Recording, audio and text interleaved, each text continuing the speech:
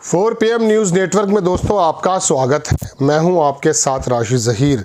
महाराष्ट्र में असदुद्दीन ओवैसी की पार्टी ने सब लोगों को हवा में इस तरह से उड़ा दिया कि लगभग 2800-2900 पार्षदों में उसके 125 पार्षद जीत करके आ गए। हमारे उत्तर प्रदेश में पार्षद कहा जाता है, कॉरपोरेटर वहाँ बोलते हैं। और एक नई चर्चा का एक शुरुआत हो गई कि साहब आज़ादी के बाद मुस्लिमों को एक नई पार्टी और एक नया नेता मिल गया। अभय दुबे हमारे चैनल पर भी आते हैं, मैं उनका एक प्रोग्राम सुन रहा था और उन्होंने बताया कि किस प्रकार से आज तक मुस्लिमों ने ना अपनी पार्टी बनाई थी, मुस्लिम लीग थी किसी ज़माने में अपनी अपनी एक जगह, और ना कोई अपना नेता चुन पाए थे। लेकिन अब असदुद्दीन ओवैसी के शक्ल में एक ऐसा नेता मिल गया है और एक ऐसी पार्टी मिल गई है कि अब इसका जो उन्होंने कहा कि पूरे देश में इसका असर हो सकता है। और सबसे कीमती बात उन्होंने आखिर में कही, और उन्होंने कहा कि वो बीजेपी ये भी यही चाहती है। बेहतरीन विश्लेषक हैं राजनीतिक वो, एक तरफ मुसलमानों की पार्टी हो और एक तरफ जो है हिंदुओं की पार्टी हो। मतलब बीच में जितने भी सामाजिक पार्टियां हैं, सेकुलर पार्टियां हैं, इनका सबका विनाश ही चाहती है बीजेपी। और वो चाहते हैं कि मुस्लिम मजबूत हो जाएं अपनी जगह, क्योंकि जाहिर सी बात है 14% 15% मुस्लिम है और बाकी 85-15 80-20 का नारा आप सुनते हैं। आरएसएस की मेहनत भी यही है। खैर, लेकिन असदुद्दीन ओवैसी की मेहनत में कोई कमी नहीं रही और महाराष्ट्र में उन्होंने 125 125 से 126 कारपोरेटर जीत गए और वहाँ पर एक नई क्रांति आ गई और लोगों में एक विश्वास पैदा हो गया कि असदुद्दीन ओवैसी अब जम गए। इसमें भी कोई दो राय नहीं कि उनको हटाने की बराबर कोशिशें की गई थी, उनको नकारात्मक नेता बताया गया, कोई बीजेपी की बी टीम बताता रहा। ये सब बकवास काशीराम जी के बारे में भी रही, सब लोगों के केजरीवाल के बारे में भी रही, उनके बारे में भी होती है, लेकिन ऐसा कुछ नज़र नहीं आता। वो आदमी अपनी जगह डटा रहा और वो आकर के छोटे भाई को हैदराबाद के अंदर राजनीति और पूरे देश में असदुद्दीन ओवैसी राजनीति करते रहे संविधान के अनुरूप और बीजेपी को जवाब देते रहे। लेकिन गोदी मीडिया और बीजेपी बाकायदा उनको अपने मध्य मुकाबिल भी लाने में बड़ा इजी महसूस करती है, क्योंकि उनको लगता है कि लड़ाई अब आसान हो जाएगी। क्योंकि मुलायम सिंह की या ममता बनर्जी की या केजरीवाल की या राहुल गांधी की पार्टियां जब आती हैं तो वो वोट किसी भी प्रकार से हिंदुओं वोट भी खींच लेती हैं। असदुद्दीन ओवैसी सिर्फ और सिर्फ मुस्लिमों की राजनीति करते हैं, हालांकि उनका कहना है ये सब लोग आ जाएं। खैर, तो अब ये चर्चा चल रही है कि आज़ादी के बाद एक नया मुस्लिम क्या नेता पैदा हो गया है। 125 कॉरपोरेटर से ही ये बातें चलने लगी हैं और ये चलती भी हैं, वक्तन ये बातें आती भी हैं। लेकिन पहले दोस्तों ये समझ लीजिए कि ये लोकल बॉडी के चुनाव और विधानसभा के चुनाव और लोकसभा के चुनाव में अंतर क्या है। देखिए, आपको मुस्लिम इलाके डोमिनेट नज़र आ सकते हैं। किसी अयोध्या में भी 1-2 मोहल्ले ऐसे होंगे जहां 2000, 2500, 3000 वोट मुस्लिमों का हो। बहुत ईजिली वार्ड का, क्षेत्र का, गली मोहल्लों के इलेक्शन असदुद्दीन ओवैसी तो छोड़ दीजिए, इंडिपेंडेंट लोग भी बहुत सारे जीत के आ जाते हैं अपनी अपनी पर्सनैलिटी के आधार पर। तो ऐसे में जब बीजेपी का ऑरा, बीजेपी का वर्चस्व विधानसभा में भी, लोकसभा में भी, और तमाम शिवसेना को उसने दफन कर दिया, या अजीत पवार की पार्टी या शरद पवार की पार्टी, सबको उन्होंने साइडलाइन लगा दिया है। ऐसे में मुस्लिम समाज डरा हुआ है, उत्तर प्रदेश से लेकर महाराष्ट्र, और जहाँ जहाँ भी बीजेपी की गवर्नमेंट है वहाँ वहाँ एक अजीबोगरीब साइकोलॉजिकल उनको डरा कर रखा गया। तो ऐसे में असदुद्दीन ओवैसी की पार्टी, ये जो कारपोरेटर बनकर आए हैं, ये कभी भी आ सकते हैं। पिछली बार शायद 48-40 आ गए थे, उससे पहले 25-30 आए थे, शिवसेना के भी 25-30 थे। तो ये तो संभव हो सकता है कि कारपोरेटर उसके बन जाएं, ज़िला पंचायत सदस्य भी बन सकते हैं, प्रधान भी बन सकते हैं।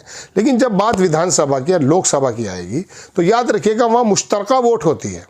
एक विधानसभा में 3 से 5 लाख वोट होती हैं और ज़्यादातर जो सीटें हैं, अगर सपोज करो आप महाराष्ट्र की लें, उत्तर प्रदेश की लें, तो वहाँ ज़्यादा सीटें ऐसी हैं जहाँ मुस्लिम बहुल नहीं है, हिंदू बहुल वोट हैं।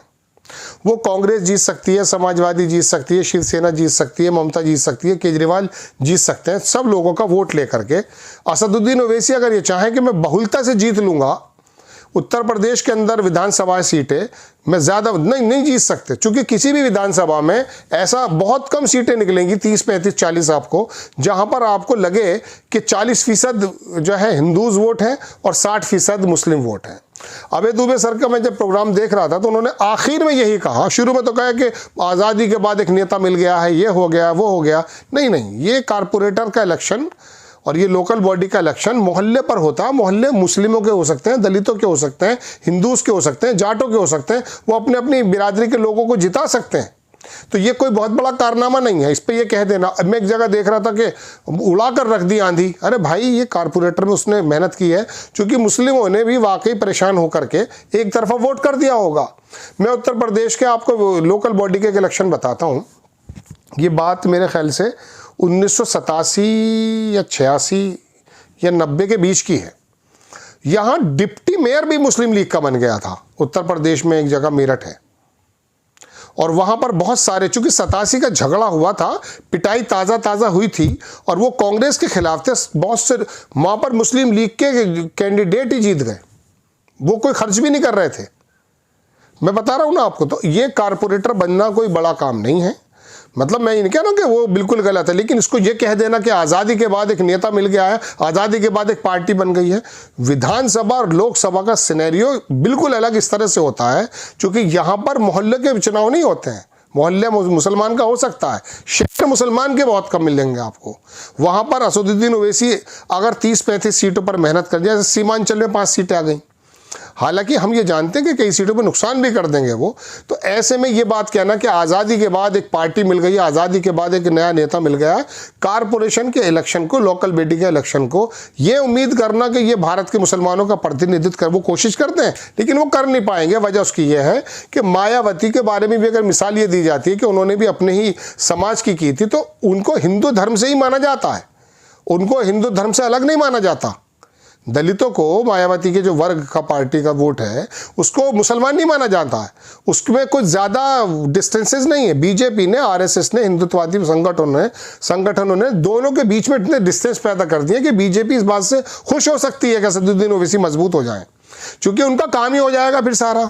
ये 15-17% जो मुस्लिमों जंक है, जो कांग्रेस को भी सींचता है, केजरीवाल को भी सींचता है, ममता बनर्जी को भी सींचता है, अखिलेश यादव को भी सींचता है, जब ये अलग थलग पड़ जाएगा तो उनको बहुत आसानी से वो सब का सब, राहुल गांधी का वोट हो, अखिलेश का वोट हो, सबको अपनी तरफ कर लेंगे। 80-20, 15-85 करते ही हैं वो। तो मैं इस बात से थोड़ा सा, ये बातें चल रही कि असदुद्दीन ओवैसी ऐसे नेता बन जाएंगे। मैं चाहता हूं कि वो आदमी बड़ा काबिल है, वो ईमानदार व्यक्ति है, वो नेता इतना ही बड़े बने। लेकिन अच्छी बात ये होगी कि जब वो इलेक्शन को इस प्रकार से लड़ें कि मुस्लिम भी वोट दें और दलित भी दें, जाट भी दें और गुजर भी दें। आजम खां का एक बार इंटरव्यू में कर रहा था तो उन्होंने कहा उस दिन हम लड़ाई हार जाएंगे जब हम एक तरफ की बात कहने शुरू कर देंगे, और आजम खां इसी वजह से जेल में है। तो दोस्तों, मेरी इस बात को समझिए कि ये जो महाराष्ट्र का जो एक इलेक्शन 100-125 कारपोरेटर आ गए हैं, उसके बाद पूरे महाराष्ट्र में 2800-2900 हैं, वहाँ पर 125 हैं। तो उसके लिए ये बता देना कि बस आज़ादी के बाद एक नेता पैदा हो गया है और आज़ादी के बाद मुसलमान तो हमेशा से वो समाजवाद की तरफ, और नॉन मुस्लिम जो नेता जिन्होंने प्रतिनिधित्व किया है उसके साथ लग करके अपने काम को कराता है, देश के अंदर तरक्की का भागीदार बनता है।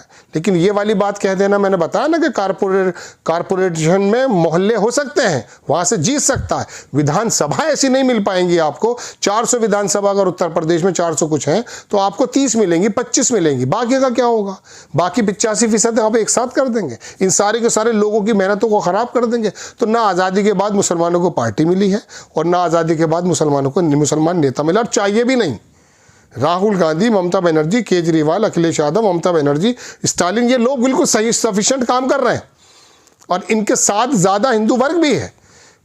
बीजेपी को पूरे के पूरे हिंदू समाज ने वोट नहीं किया है दोस्तों। तो ये वाली बात प्रोपेगेंडा कर देना का ओवैसी की आंधी में उड़ गए, ऐसा कुछ नहीं हुआ। ओवैसी की आंधी में ऐसा कुछ नहीं उड़ा है। तो जो अभी वहाँ जीते शिवसेना, उनके बहुत कॉर्पोरेटर होंगे पूरे महाराष्ट्र की अगर बात करेंगे। मुंबई में 70, 80, 60, 70 कितने मिल गए? जय हिंद।